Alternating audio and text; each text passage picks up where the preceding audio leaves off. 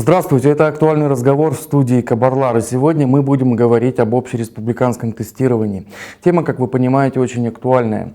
Система ОРТ введена в республике как для оценки знаний абитуриентов в 2002 году. И сегодня мы будем говорить об этой системе с тем человеком, который непосредственно является главным по ОРТ. И у нас в студии Инна Валькова. Здравствуйте. Здравствуйте. Скажите, вот ОРТ проходит в Кыргызстане уже на протяжении 17 лет, получается. Какие результаты достигнуты? И расскажите о своей организации, которая имеет такое очень длинное, объемное и сложное название. Наша организация называется «Центр оценки в образовании и методов обучения». Его больше знают как ЦОМО. Действительно, мы уже 17-й год проводим общереспубликанское тестирование, и это не единственный проект, который мы проводим. Мы проводим оценку образования Кыргызстана всестороннюю и помогаем ребятам в школах узнать, каков уровень их образования. Что касается общереспубликанского тестирования, то достижения здесь скорее не у ребят, а у, наверное, высшего образования. Да? То есть общереспубликанский тест помогает. Достижение — это то, что вузы могут отобрать наиболее успешных учащихся. То есть каждый вуз может установить свою планку в зависимости от того, насколько он популярен, насколько популярна та или иная специальность. Он может установить планку в баллах и набрать себе тех ребят, которые устраивают его для дальнейшего обучения.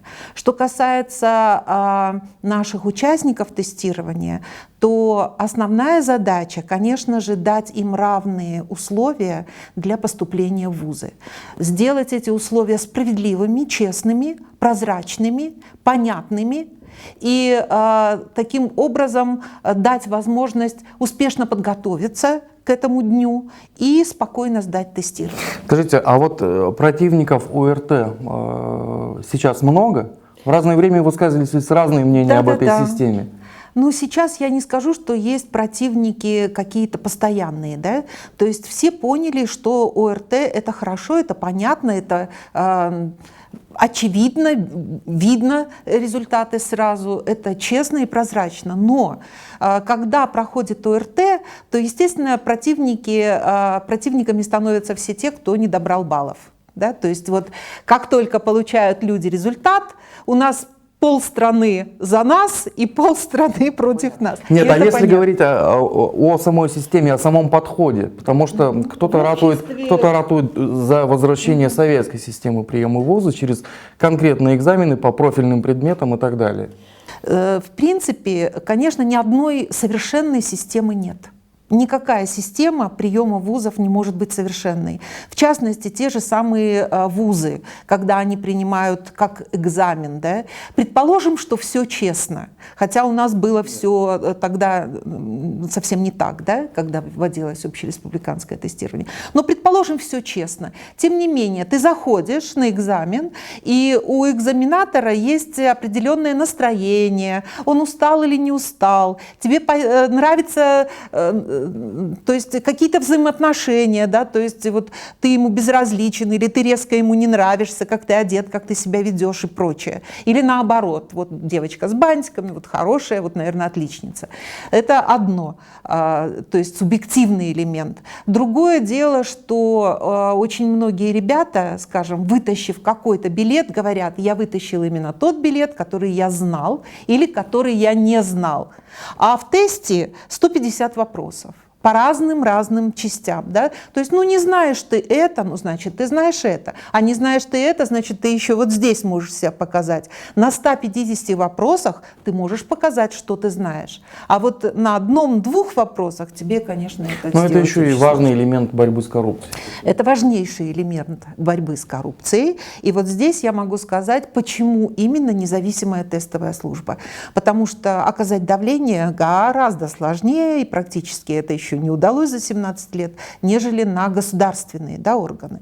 То есть... Либо с преподавателем договориться. Да, я не могу сказать, что проходимцы самого разного уровня не пытаются каким-то образом заработать на ОРТ. То есть любой человек может подойти и сказать: слушай, я вот могу договориться, и родители, к сожалению, с удовольствием отдают ему деньги. И потом он может сказать: вот видишь, я тебе помог, если высокий балл. Или ну вот не получилось, ну деньги отдать уже не могу, я их уже отдал. Ну, это уже, да, это жизнь, потом... никуда от этого не деться. И вот эта жизнь портит нам жизнь. Понятно. А вот что касается самой системы УРТ, за годы с того времени, когда она была введена, до сегодняшнего дня, она каким-то образом совершенствуется, видоизменяется? Ну, конечно, она видоизменяется в зависимости от того, как происходят процессы в обществе и, в частности, в образовании, и что мы видим успешнее, что неуспешнее.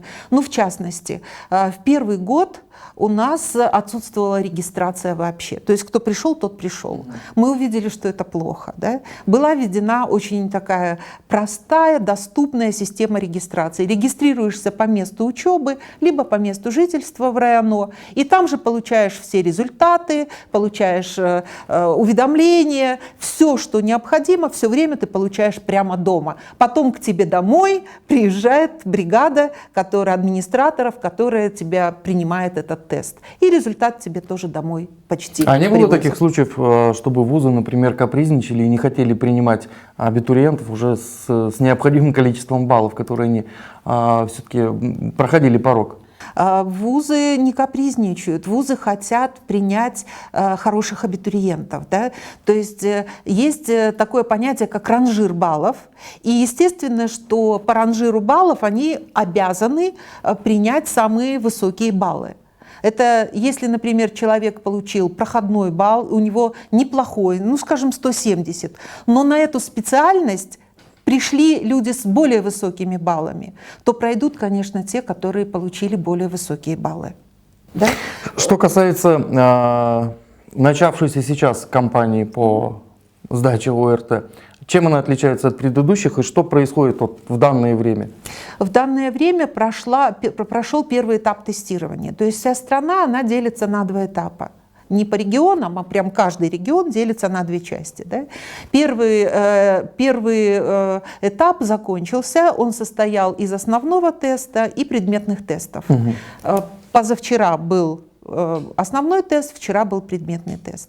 Что происходит сейчас? Сейчас есть возможность тех, кто проспал, сдать тест во втором этапе. Что для этого нужно? Не успели вы зарегистрироваться в основном потоке, значит, нужно прийти сегодня с часу до 5 с документами, зарегистрироваться, оплатить в РСК банке 360 сомов за каждый из выбранных тестов. И в любой из школ, можно на сайте на нашем посмотреть, или у нас в офисе, какие школы участвуют в этом, или в РайОНО узнать, да, значит, зарегистрироваться. Завтра будет основной тест. Послезавтра будет предметный тест. И прошу не беспокоиться и не бегать, узнавать, какие там были вопросы на том тесте, потому что вопросы будут абсолютно другие. Лучше отдохните, лучше... А те, кто первый тест, допустим, сомневается в его результатах, имеют шанс повторно его сдать в этом году? Нет. Тест дается один раз. К сожалению, это так же, как на Олимпийских играх. Ты выступил в зачете, вот все, да, это то, что ты показал. Какие еще нововведения возможны в ОРТ? Какие-то изменения уже требуются для совершенствования системы? Или планируются, может быть? Ну, в этом году я расскажу немножко, какие в этом году, да, изменения. Во-первых, было принято, что военнослужащие с этого года, те, кто сдал в этом году, 3 года будет действителен этот сертификат. Да, то есть им не нужно, если они служат, они могут спокойно служить и на следующий год поступить, или через год они поступят. Эти результаты будут считаться. Если это хороший результат, то не обязательно прямо бежать и сразу поступать и там совмещать службу с учебой. Это все достаточно сложно. То есть вот такое нововведение. Сейчас что еще можно сделать? Вы знаете,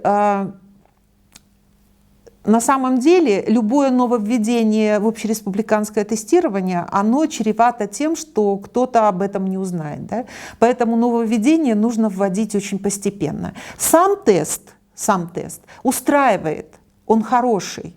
И здесь нововведений никаких не предвидится. Мы совершенствуем задания, мы совершенствуем формы этих заданий, внутреннюю разработку. Мы делаем больше и больше вариантов для того, чтобы, скажем, у каждого, по идее, должна быть своя индивидуальная тестовая тетрадь, чтобы никакого считывания не было.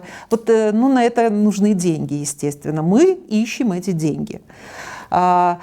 В правилах приема здесь очень большое значение имеет мнение, наверное, и общества, и правительства, в частности, Министерства образования, желание вузов, потому что прием в высшие учебные заведения, хотя и осуществляется на основе общереспубликанского тестирования, но мы не имеем отношения к самому зачислению. Да? Мы только подтверждаем списки зачисленных, что да, действительно, этот человек действительно получил этот балл. Но влиять на само распределение мест, на то, кого принять, кого не принять, мы не можем. Ну, а, допустим, бывают такие случаи, что человек, не сдав ОРТ, сдав экзамены в ВУЗе, поступает на какое-то отделение. Это злоупотребление очень серьезное. Этим занимается служба государственной безопасности. Они зачастую приходят к нам и приносят списки, где спрашивают, действительно, сдавал ли, с какими баллами были зачислены. То есть вузы проверяются. Есть комиссии, которые специально проверяют вузы, насколько честно, насколько справедливо прошла приемная кампания. Да? Нет, но поэтому, если такие случаи есть единичные, например, да, то это злоупотребление, и виновные могут быть в любое время выявлены и наказаны. Но они все-таки есть или их нет? Я не знаю. Вот, то есть это касается возможно, уже есть. Сферы деятельности других органов? Это сфера, да, деятельности других органов. Я знаю, что в этих списках бывают дети, которые не сдавали общереспубликанское тестирование или не набрали пороговый балл. Что там дальше, я уже как бы не в курсе. Это дело уже органов, да, определенных. Ну и вкратце о ближайших планах. Ближайшие планы – это провести хорошо общереспубликанское тестирование, быстро просканировать правильно, да, и выдать результаты учащимся и вообще всем участникам тестирования для того, чтобы вот все было очень-очень правильно, очень хорошо и никаких нареканий не было. Но я хотела бы еще сказать о том, что для тех детей, для тех участников, которые по какой-то причине не смогли принять участие в этих двух этапах, да, например, они были за границей, или лежали в больнице, или еще что-то с ними случилось такое, что они ни в каком виде не смогли принять участие, то 20 июня будет поздний тест, на который они могут еще прийти. То есть будет еще последний вагон, который Это крайне нежелательно, естественно. Это будет проводиться только в двух местах. Разные бывают. Обстоятельства бывают разные. Заболел, прямо на тесте заболел, увезла скорая. Да? У нас есть эти случаи. Несколько таких случаев по Кыргызстану. Значит, есть вот этот последний шанс. Выздоровел, пришел, сдал. Но это будет только в Бишкеке и в Аше. Предварительно нужно будет зарегистрироваться или перед. Ну, то есть жители регионов тоже смогут принять участие, но в случае том, что ехать придется. Ехать придется. И, конечно, здесь нужно лучше всего всегда в общем потоке это все делать, чем потом вот какие-то дополнительные сложности себе иметь. Все, спасибо. На этом наш актуальный разговор в студии Кабарлар завершен. Спасибо за внимание и всем удачи.